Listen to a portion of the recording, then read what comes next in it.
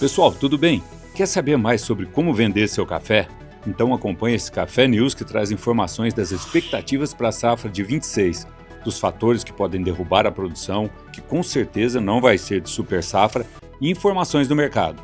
Olha como o Eduardo Carvalhais vê o momento de preços nesse trecho de entrevista concedida ao Notícias Agrícolas. A tendência do cafeicultor é recuar. Ele já vendeu uma boa parte dos cafés durante o segundo semestre do ano passado, que é o primeiro semestre do ano safra, e ele continua a vender. Não tem um dia no Brasil que não sai negócio, só que nos dias de baixa, a retração é maior. E a nossa opinião é que isso vai continuar. Quando houver alta, eles vão comprando. Quem tem, como nós falamos aqui, urgência de comprar algum café, ou seja, para o consumo interno, o mesmo para embarque, que é esse jargão que nós costumamos usar, que o navio está pitando para ele, ou seja, está na hora de ele embarcar, ele às vezes entra no mercado com mais força para comprar o que ainda falta de café para cumprir os embarques do mês. E olha que interessante o que ele está dizendo, cafeicultor. Como é importante o cafeicultor ter domínio da situação. Quando acontece de os preços baixarem no mercado físico, não sai negócio. E aí quem precisa comprar acaba tendo que pagar um valor melhor. Mas isso depende de exportador para exportador.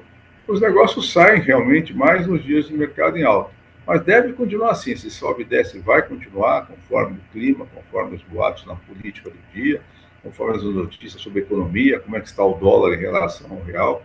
Nós vamos continuar sentindo muita oscilação nas cotações do café, tanto em Londres como em Nova York. Agora, os negócios vão continuando a sair. O produtor de café tende a vender um pouco mais de café com a medida das necessidades de caixa dele. Nós estamos no início de ano, alguns produtores devem ter deixado para vender café agora, a partir de janeiro e fevereiro, no novo ano fiscal. Enfim, tudo isso acaba influenciando. O que parece é que o mercado vai se situando para o fato de que não vai ter super safra e que o equilíbrio entre produção e consumo vai continuar precário. Possivelmente os embarques brasileiros em 2025 vão ficar uns 10 milhões e pouco de sacas, a menos do que foi em 2024, que foi o nosso ano recorde, maiores embarques em volumes da história. Compensação em termos de receita cambial, o ano passado ficou bem acima de 2024, foi uma coisa compensando a outra. E o interessante é que, mesmo tendo esses embarques aí em torno de 10 milhões de sacas menor, não se ouve falar de armazéns cheios, pelo contrário, quando chegou lá em junho de 2025, final do ano safra brasileiro 24-25, o que os armazéns informavam, o que as cooperativas de café informavam, que os estoques eram muito baixos. Muita gente avaliou que foi o menor estoque de passagem de uma safra para outra em muitas dezenas de anos. O que eu sempre falo é que nos parece que o equilíbrio aí precário entre a produção mundial e o consumo mundial vai continuar nesses tempos em que problemas climáticos não estão só aqui no Brasil. A Colômbia enfrentou há pouco tempo problemas climáticos, divulgou que a produção dela em 25 ficou um pouco abaixo da de 24. O Vietnã teve lá em dezembro uma série de chuvas e tufões. Depois foi a Indonésia que sofreu com problemas de inundações. Ou seja, os problemas climáticos vão se repetindo. Não dá para falar que vai faltar café no mundo, mas muito menos do que vai sobrar também. Nós vamos continuar com esses problemas, esse sobe e desce na Bolsa de Nova York, na Bolsa de Londres. Pessoal, dá uma pausa aqui rapidinho para pedir que você não se esqueça de deixar o like. A gente fica muito feliz em poder trabalhar para você, cafeicultor, ter informações sempre atuais. E o que a gente pede é o seu like e o seu comentário. E se você não é inscrito ainda, venha fazer parte dos 100 mil. Estamos chegando pertinho e a sua participação é fundamental. Sobre a safra esperada no ano que vem, o assunto queda de chumbinhos já chegou ao mercado. Há muita informação de queda de frutos nos cafezais, no geral, mais uma vez, somos um país continental. As chuvas são irregulares, apesar de nós termos tido no final do ano passado chuvas um pouco maiores.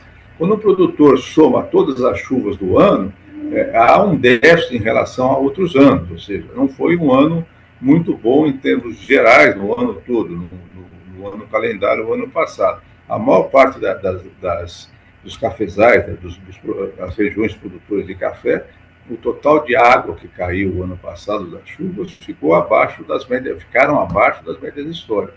Tudo isso leva a esse quadro turvo que faz as pessoas tomarem decisões em última hora, tanto do lado comprador como do lado vendedor. Há muita instabilidade, e mais uma vez, eu acho que isso vai continuar.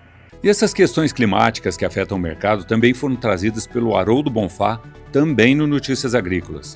Dezembro não foi tão bom assim, ele ficou um pouquinho abaixo da média de 3 anos, ficou bem abaixo da média de 2024, mas foi razoável. E depois agora estamos entrando então agora em 26, já com bastante chuvas. São chuvas, vamos falar assim, pontuais. Por quê? Porque a nuvem caminha, em alguns lugares chove muito, 1 quilômetro, 2 quilômetros depois não choveu nada, né?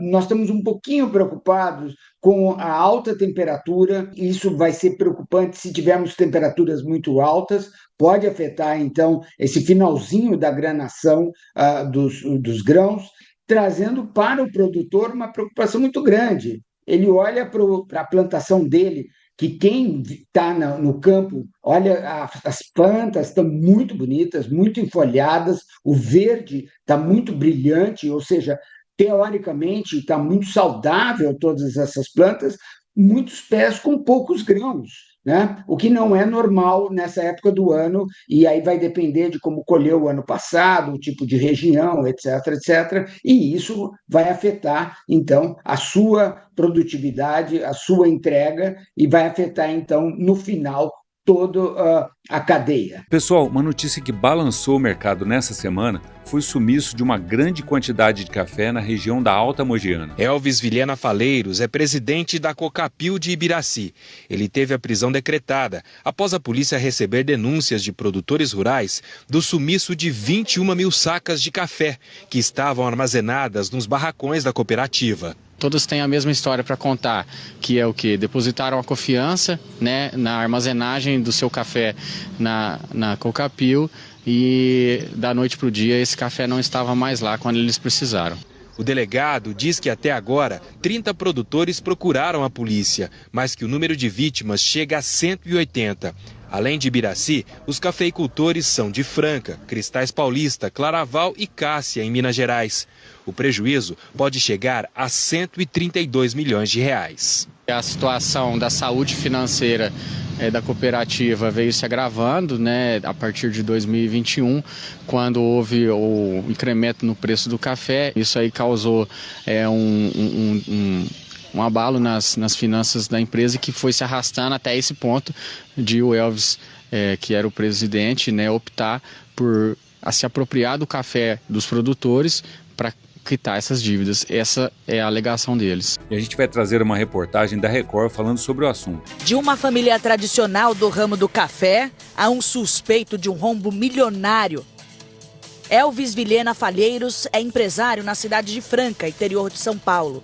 Acima de qualquer suspeita, é conhecido pela atuação na cafeicultura da Alta Mogiana, uma região no norte do estado de São Paulo que inclui 15 municípios, como Franca, Batatais e Altinópolis, com condições ideais para o cultivo de grãos de excelência e conhecida mundialmente pela alta qualidade de cafés especiais. Elvis nasceu e cresceu no setor agrícola. Herdou negócios do pai, que começou na armazenagem de grãos há quase 40 anos.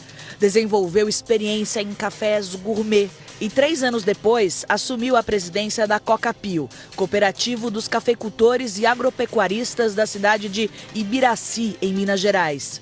A Cocapil é uma entidade voltada ao comércio atacadista de café em grão, que reúne centenas de produtores. Oferece armazenagem segura para sacas de café. Cobra taxas e seguro.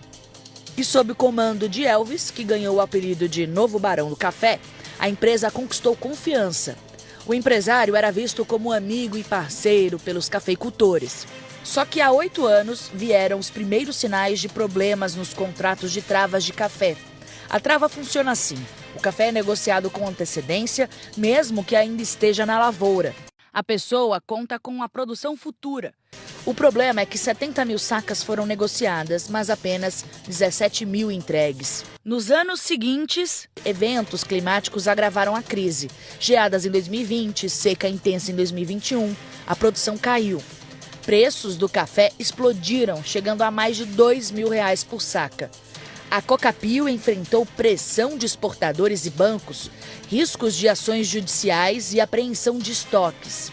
E aí, Investigações da polícia apontam que, para quitar as dívidas da cooperativa, Elvis e diretores usaram as sacas depositadas pelos produtores, sem autorização. 21 mil sacas sumiram dos barracões da empresa. Tudo funcionava assim. Produtores entregavam o café para armazenagem, pagavam pela guarda. Quando precisavam retirar, o produto não estava mais lá. Tudo isso foi descoberto há 5 meses. 30 produtores tentaram resgatar as sacas armazenadas, só que eles só encontraram armazéns vazios. E além dos 30 produtores que denunciaram, a polícia acredita que existam mais de 180 vítimas em Minas Gerais e São Paulo. Prejuízo estimado em 132 milhões de reais, um valor maior que o orçamento anual da cidade de Ibiraci, onde fica a sede da cooperativa. Somente um casal de produtores perdeu 56 sacas de café especial, avaliadas em 150 mil reais. Eles contaram para a polícia que foram orientados pelo próprio Elvis a estocar o melhor produto na empresa. Outros produtores disseram que perderam investimentos de uma vida inteira. A defesa do novo Barão do Café contesta, atribui tudo à crise do mercado. Devemos ressaltar que desde 2020 a Cocapil passa por sérias dificuldades em razão da grande variação do valor do café. Muitas travas realizadas a Cocapil cumpriu junto aos exportadores, evitando, obviamente, ações judiciais correlatas. Em contrapartida, a Cocapil não recebeu, obviamente, os cafés que foram negociados a futuro e foi gerando, assim, um saldo subsequente. O pedido de habeas corpus feito pela defesa do empresário aguarda a decisão. Enquanto isso, o advogado diz que Elvis pretende devolver tudo para as vítimas. O senhor Elvis está buscando todos os meios necessários para saldar todas as sacas de café dos produtores e cooperados. E não é bom que a gente faça um julgamento antecipado, mas o fato é que muitos cafeicultores estão prejudicados e a gente torce para que o empresário venha realmente conseguir resolver essa questão. A gente reforça que o cafeicultor, nesses tempos agora, tome o máximo de cuidado, tire o máximo de informações sobre o lugar onde vai depositar o seu café. Falar agora de mercado do café. A bolsa segue oscilando, mas não se apavore com notícias de sobe e desce da bolsa, cafeicultor. No mercado físico, o preço vem se mantendo acima dos 2.200 na média e, como o pessoal disse na matéria, o equilíbrio precário entre oferta e demanda deve manter os preços atrativos para o cafeicultor. No mercado físico, então, a oscilação vai de 2,100 em Maringá, que reagiu e melhorou sua cotação, até 2,270, que é pago em patrocínio. Conilon está em 1.240 na cooperativa. E vamos para o clima?